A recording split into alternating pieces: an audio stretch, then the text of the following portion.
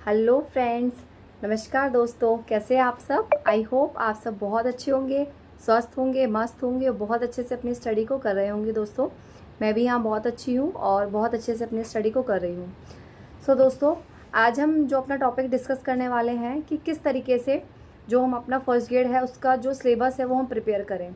जैसे कि आपको पता है कि अभी अनाउंसमेंट होने वाली है, बट अभी तक हुई नहीं है।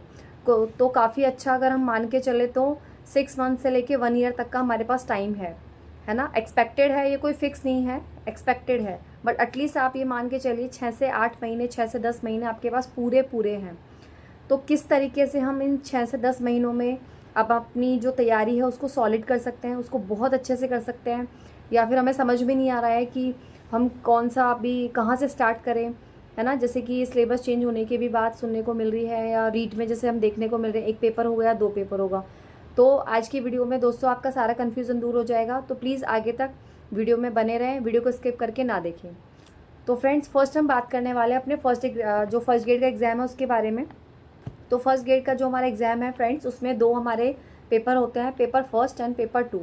जैसे कि आप सबको पता है कि पेपर 1 हम सबके लिए सेम होता है ना, हर एक कैंडिडेट के लिए, चाहे वो आर्ट्स से हो, चाहे वो साइंस से हो, चाहे वो कॉमर्स से हो, ठीक है। और जो सेकंड पेपर होता है फ्रेंड्स, वो हमारा होता है सब्जेक्ट पेपर, ठीक है। अगर आप कॉमर्स से हैं तो आपका कॉमर्स से रिलेटेड होगा, आप साइंस मैथ्स से हैं तो आप साइंस मैथ्स से रिलेटेड होगा, अगर आप आर्ट्स से हैं तो आपका आर्ट्स से रिलेटेड होगा, ठीक है फ्रेंड्स। तो हमारा जो फर्स्ट पेपर होता है उसमें हमारे काफ़ी सारे सब्जेक्ट इंक्लूड हैं, ठीक है। अगर मैं बात करूँ तो फर्स्ट हमारा हिस्ट्री एंड कल्चर हो जाएगा, उसके बाद हमारा आ जाता है मैथ्स, आ जाता है रीजनिंग, आ जाता है हिंदी है, इंग्लिश है, और हमारा जीके का पोर्शन भी है। इसके अलावा हमारा पॉलिटी आ जाता है, ज्योग्राफी आ जाता है, एजुकेशन मैनेजमेंट आ जाता है, स्कूल मैनेजमेंट आ जाता है हमारा। तो ये सारे सब्जेक्ट्स हैं। फ्रेंड्स, इसके लिए इसके जो टोटल क्वेश्चंस आएंगे, अभी हमारा अनाउंसमेंट हुई थी कि इसमें पेडागोजी को भी इंक्लूड किया गया है, ठीक है। वो भी अब आपके फर्स्ट पेपर में ही आएगा। दोस्तों, ये सारे ही सब्जेक्ट मिला के आपके टोटल 75 क्वेश्चन का जो आपका फर्स्ट पेपर होगा, ठीक है, 150 मार्क्स का होगा, जिसमें आपसे 75 क्वेश्चंस पूछे जाएंगे। फ्रेंड्स, ये जो एक हमारा सिलेबस है, अपने आप में बहुत बड़ा सिलेबस है। अगर हम मान के चलें कि चलो हम वेट कर लेते हैं, वैकेंसी जब अनाउंस होगी तब तक हम कर लेंगे, तो बिल्कुल ही पॉसिबल नहीं है दोस्तों। एटलीस्ट 1 ईयर आपको चाहिए ही चाहिए इन सारी चीज़ों को कंप्लीट करने में, अच्छे तरीके से रिवीजन करने में और अपने आप को प्रिपेयर करने में, जिससे कि आप एग्ज़ाम दे सकें, ठीक है। क्योंकि देखिए, एग्ज़ाम देना या जस्ट एक थोड़ा बहुत पढ़ लेना सफिशिएंट नहीं होता। अगर आपको जॉब चाहिए, तो आपको मल्टीपल टाइम रिवीजन करना है, और एटलीस्ट जब वैकेंसी अनाउंस हो उससे पहले ही आपका जो पूरा सिलेबस है वो कंप्लीट हो जाना चाहिए। और जब एग्ज़ाम आने वाला हो तो मतलब कम से कम 4 to 5 टाइम आपका रिवीजन हो ही जाना चाहिए अपना पूरा सिलेबस का, तब जाके आप कहीं ना कहीं नज़दीक होंगे सफलता के। दोस्तों, अगर आप सफल होना चाहते हैं तो आपको कुछ छोटे छोटे टिप्स हैं वो आपको ध्यान में रखने हैं। दोस्तों, हम बात करते हैं अपने फर्स्ट पेपर के लिए। तो फर्स्ट पेपर में जो हमारा सबसे ज़्यादा स्कोरिंग जो सब्जेक्ट्स है फ्रेंड्स, वो है हमारा इतिहास, कला, संस्कृति वाला पोर्शन, ठीक है। इसमें से मैक्सिमम क्वेश्चंस आपसे पूछे जाते हैं। दोस्तों, इसके लिए आप जो बुक है, अगर आप किसी कोचिंग से कोचिंग ले रहे हैं तो ठीक है, आप वहाँ से नोट्स वगैरह, बुक्स वगैरह आप फॉलो कर सकते हैं, या फिर अगर आप किसी और ऑथर की भी कर रहे हैं तो भी आप कर सकते हैं, ठीक है। ये कोई प्रमोशनल वीडियो नहीं है, लेकिन मुझे अब तक जो सबसे अच्छा लगा है, अच्छी बुक जो लगी है, मतलब जो एक कंसाइज, एक मैटर देखा जाए, एक मतलब एक बोला जाता है ना कि बहुत ही लिमिटेड उसमें देखा जाए, तो वो जो बुक लगी मुझे वो है पवन भवरिया सर की। बहुत अच्छी बुक है, बहुत ही लिमिटेड आपको टॉपिक्स, लिमिटेड आपका जो मैटर है वो आपको गिवन है, और बहुत ही अच्छे से उसमें गिवन है, मोस्ट ऑफ द सारी चीज़ें उसमें गिवन है। तो आप बहुत ही कम टाइम में उससे भी आप अपना जो सिलेबस है वो कंप्लीट कर सकते हैं, है ना। बट ऐसा नहीं कि आपके पास ऑलरेडी कोई बुक है तो आप उसको परचेज़ करना चाहिए, ऐसा नहीं रखना है। क्योंकि देखिए, सबका अपना अपना पैटर्न होता है। मुझे पवन भवरिया सर की बुक अच्छी लगी तो मैं आपको सजेस्ट करूँगी, मे बी किसी फ्रेंड को या किसी टीचर को और कोई बुक अच्छी लगती तो आपको सजेस्ट करेंगे। बट हमें ऐसा नहीं करना है, जिसने हमें जो बुक बता दी हमें वो परचेज़ करना है, हमें ऐसा नहीं करना है, ठीक है। आप जिस बुक से भी पढ़ रहे हैं आप उस पर कम्प्लीटली ट्रस्ट करिए और आप उसे मल्टीपल टाइम रिवाइज़ करिए, ठीक है फ्रेंड्स। इसके बाद आता है हमारा reasoning and maths. Friends, reasoning के लिए आप अपनी जो भी गाइड है, सबसे पहले आपको गाइड खरीदना मस्ट है। आप कोई भी एक गाइड खरीदेंगे, ठीक है, तो गाइड में आपके सारे ही जो भी जितने भी आपके सब्जेक्ट है सारे गिवन होंगे, ठीक है। देखिए, गाइड खरीदना इसलिए इम्पॉर्टेंट होता है, गाइड से क्या होता है कि कभी कभी कुछ टॉपिक्स हैं जो हमें बुक्स में नहीं मिल पा रहे हैं, है ना, कुछ सब्जेक्ट के टॉपिक्स हैं तो आप वो वहाँ से कवर कर सकते हैं, ठीक है। तो इस तरीके से आपकी गाइड में आपका रीजनिंग डेफिनेटली आपको मिलेगा, तो आप वहाँ से कर सकते हैं। रही बात मैथ्स की फ्रेंड, तो मैथ्स आप 9th और 10th की जो RBSC की बुक चलती है NCERT वगैरह की, NCERT की, तो आप वहाँ से कर सकते हैं। टोटली आपका जो सिलेबस पूछा जाता है, जो टॉपिक्स पूछे जाते हैं, कम्प्लीटली आपका 9th-10th की बुक्स में से एज इट इज़ आता है, ठीक है। तो आप वहाँ से कर सकते हैं। उसके बाद नेक्स्ट जो हमारा सब्जेक्ट आता है फ्रेंड्स, वो आता है हमारा हिंदी। सो देखिए, हिंदी के लिए ऐसी कोई ऑथेंटिक बुक मतलब नहीं मैं आपको सजेस्ट करूँगी, क्योंकि हिंदी ऐसा है कि आप सब में से कर सकते हैं। ऐसा कोई बहुत ज़्यादा डिफिकल्ट सब्जेक्ट नहीं है और बहुत ज़्यादा लेंदी सब्जेक्ट नहीं है, ठीक है। तो आप हिंदी चाहें तो आप अपनी गाइड में से कर सकते हैं, या फिर जो एक 9th से 12th तक की एक हिंदी ग्रामर की बुक आती है, ठीक है, आप वहाँ से कर सकते हैं। या फिर कोई भी रीट वगैरह के लिए कोई भी सिखवाल आपको पर्टिकुलर कोई गाइड मिलती है, कोई बुक मिलती है, वहाँ से कर सकते हैं, ठीक है। उसके बाद आता है फ्रेंड्स इंग्लिश। इंग्लिश के लिए देखो, आपकी जो आप गाइड लेके आएंगे उसमें भी आपको इंग्लिश मिलेगी, या फिर आप 9th-10th की जो संजीव पासबुक होती है, इसके जितने भी टॉपिक्स हैं ग्रामर के, वो सारे आपको एज इट इज़ वहाँ मिलेंगे, है ना, और बहुत अच्छे तरीके से क्लियर किए हुए हैं। तो आप वहाँ से अपना हिंदी इंग्लिश वाला जो पोर्शन है वहाँ से कर सकते हैं, इंग्लिश वाला सॉरी, हिंदी तो आप उसमें से कर सकते हैं जो आपकी गाइड वगैरह है, या फिर आप सिखवाल वगैरह की ले सकते हैं, ठीक है, या फिर 9 to 12 तक की जो मैंने आपको बताया वहाँ से कर सकते हैं। उसके बाद आता है फ्रेंड्स करंट अफेयर्स। सो देखिए, करंट अफेयर्स के लिए राजस्थान का आएगा, तो इसमें आप अपना या तो मुम्मल ले सकते हैं, या फिर क्रोनोलॉजी के नाम से आता है वो ले सकते हैं आप, ठीक है। तो काफ़ी हेल्पफुल रहेगा आपके लिए। उसके बाद फ्रेंड्स आता है हमारा जनरल साइंस। देखिए, जनरल साइंस के लिए आप चाहें तो 9th-10th की जो बुक हैं आप वो फॉलो कर सकते हैं, ठीक है। और अगर आप चाहें तो आप अपनी गाइड में से कर सकते हैं, ठीक है, क्योंकि इसमें बहुत ज़्यादा क्वेश्चंस नहीं पूछे जाते हैं।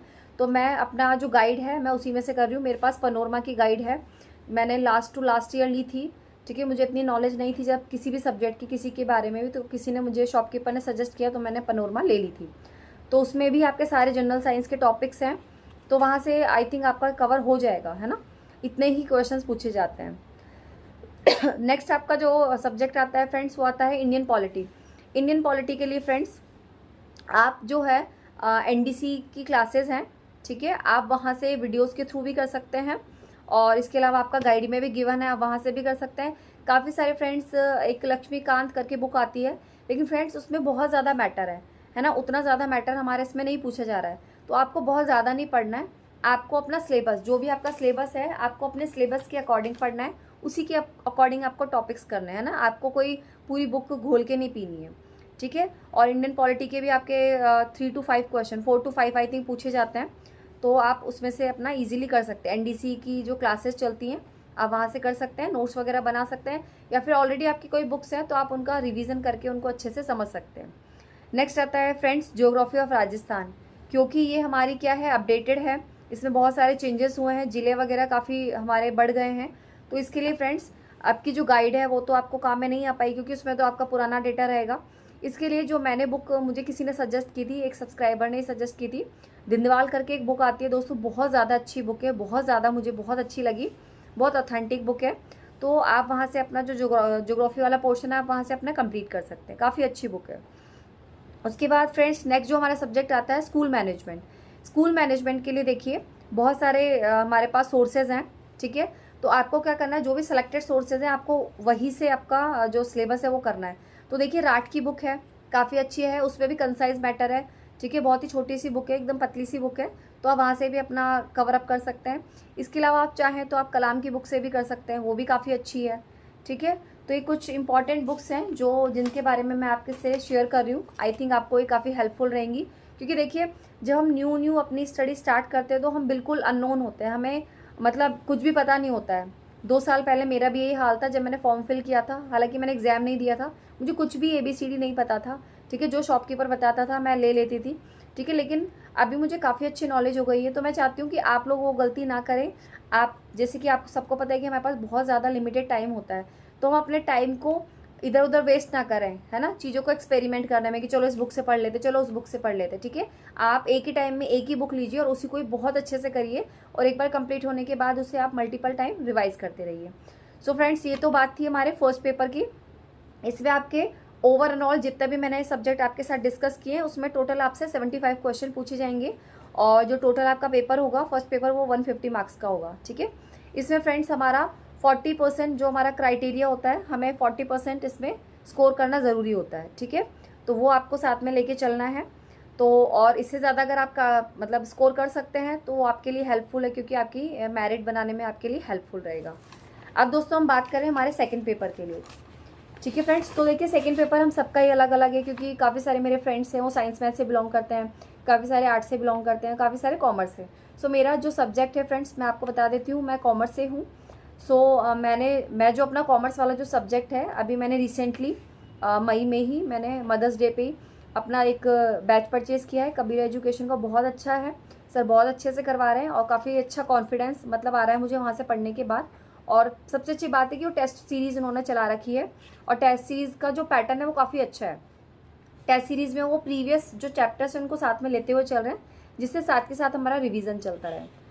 अच्छा फ्रेंड्स, इसके बारे में मैं आपको बता देती हूँ कि इसमें आपका जो 11th का लेवल है, 12th लेवल है, ग्रेजुएशन लेवल और आपका जो पोस्ट ग्रेजुएशन लेवल है उस तक का आपका चलेगा। ठीक है, इसमें आपके जो फ्रेंड्स मार्क्स रहेंगे वो 300 मार्क्स का रहेगा ये, और हमारे इसमें 150 क्वेश्चन आएंगे।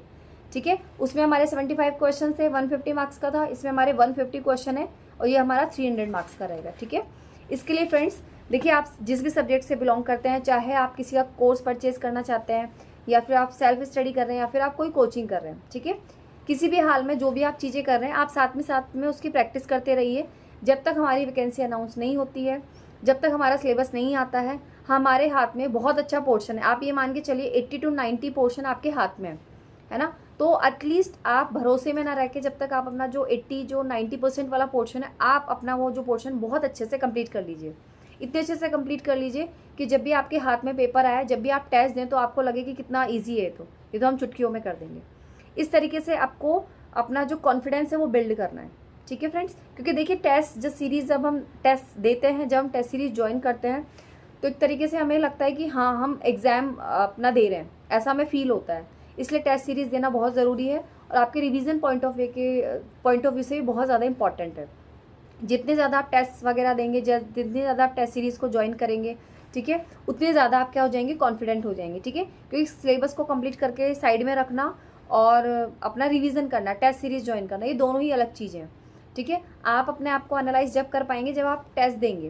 टेस्ट देने से क्या होता है, हमें पता चलता है कि हम कितने पानी में है ना। हमें हुआ लगता है कि हमने ये सब्जेक्ट भी कर दिया, हमने ये सब्जेक्ट भी कर दिया, हमारा ये भी कंप्लीट है, हमारा वो भी कंप्लीट है। पर एक्चुअल में जब हम अपना एनालाइज करते, जब हम टेस्ट देते, तो हमें समझ में आता है कि हमने कितना किया है, हमारा कितना पेंडिंग है और कौन से हमारे वीक पॉइंट। क्योंकि देखिए फ्रेंड्स, अभी हमारे पास टाइम है। अगर अभी हमारे 10 वीक पॉइंट्स पे हमें पता चलता है तो हमारे पास टाइम है कि हम उन पे वर्कआउट करके हम उन्हें ठीक कर सकते हैं, है ना।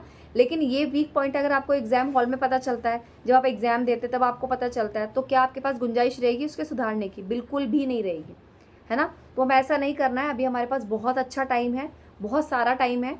तो अपने टाइम को अच्छे तरीके से यूटिलाइज़ करके पूरा तरीके से एनालाइज करिए कि आपको कौन सा आपका वीक पॉइंट है, कौन सा वीक पॉइंट नहीं है। ठीक है, अपना सिलेबस का प्रिंट आउट निकलवाइए इस तरीके से, और एक अपने जहाँ भी आप बैठते हैं या सोते हैं या आपकी स्टडी टेबल है उसके सामने पेस्ट करिए, और एक आप अपने हाथ में रखिए, जिससे आपके लिए हैंडी रहेगा। आपको टिक मार्क करना है आपका कौन सा हो गया, कौन सा पेंडिंग, जिससे वो आपको टिक करने में ईजी रहेगा, है ना। और आपको पता चलेगा कि आपने कितना कर लिया और आपका कितना पेंडिंग है और कितना आपको रिवाइज करना है। ठीक है दोस्तों, तो ये बहुत ही अच्छी चीज़ें हैं जिन्हें हम फॉलो करके, जिन्हें हम यूटिलाइज़ करके, हम अपने टाइम को ज़ाया ना करके कि वैकेंसी कब आएगी, अनाउंसमेंट कब होगी, 1 पेपर होंगे, 2 पेपर होंगे, हमारे पास जितना टाइम है, जितने सोर्सेज हैं, हम उन्हें भरपूर प्रयोग करके हम अपना बहुत अच्छे तरीके से हम अपने टाइम को यूटिलाइज़ कर सकते हैं फ्रेंड्स। देखिए फ्रेंड्स, अभी हमारे पास बहुत अच्छा टाइम है ना। हमें बाद में रिग्रेट नहीं करना है। ठीक है, जो हम पीछे करके आए हैं उसके लिए हम आज तक रिग्रेट कर रहे हैं, लेकिन अभी हमें ऐसा काम करना है कि आगे जाके हमें खुद पे प्राउड फील हो कि हाँ हमने बहुत अच्छा डिसीजन लिया, हमने बहुत अच्छा काम किया।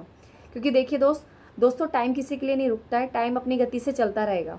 आप सोचेंगे कि अभी पढ़ने का मन नहीं, इस महीने पढ़ने का मन नहीं है, तब से स्टार्ट करेंगे, अनाउंसमेंट होगी तब से स्टार्ट करेंगे, टाइम निकल जाएगा फ्रेंड्स, आपको नहीं पता चलेगा। ठीक है, और गवर्नमेंट माइट भी वो जल्दी से आपकी एग्जाम डेट भी अनाउंस कर दे, तो क्या हम गवर्नमेंट से लड़ सकते हैं कि आपने इतनी जल्दी क्यों एग्जाम डेट अनाउंस कर दी, है ना, या फिर इतनी जल्दी से आपने वैकेंसी क्यों अनाउंस कर दी? सारी चीज़ें उनके हाथ में, कभी भी कैसे भी वो कर सकते हैं। आपको अपने लेवल पे अपनी तैयारी को कंप्लीट रखना है। किसी भी हाल में कोई भी सिचुएशन हो, आपको अपनी तैयारी को नहीं छोड़ना है। आपको बस ये याद रखना है कि आपने स्टार्ट क्यों किया था। अगर आप छोड़ने का सोच रहे हैं, आपसे नहीं हो पा रहा है, तो बस आप एक चीज़ सोचिए कि आपने स्टार्ट क्यों किया था, वो कौन सी वजह थी जो आपको मजबूर कर रही थी कि आपको स्टार्ट करना है, आपको जॉब पे लगना है, आपको नौकरी लेनी है। बस एक वो वजह याद रखिए और आप आंख बंद करके ये सोचिए कि जब आपकी जॉब लग जाएगी तो आपकी लाइफ कैसी होगी, लोग आपके साथ अभी कैसे बिहेव करते हैं, बाद में कैसे बिहेव करेंगे, आप इतना सोचिए। ठीक है दोस्तों, आई होप ये सारी जो इन्फॉर्मेशन है आप सबके लिए काफ़ी हेल्पफुल रहेंगी दोस्तों। इसी तरीके के वीडियोस के लिए प्लीज़ मेरे व्लॉग्स में बने रहें, ज़्यादा से ज़्यादा मेरे व्लॉग को लाइक करें, सब्सक्राइब करें, शेयर करें दोस्तों। जय Shri Ram, thank you so much.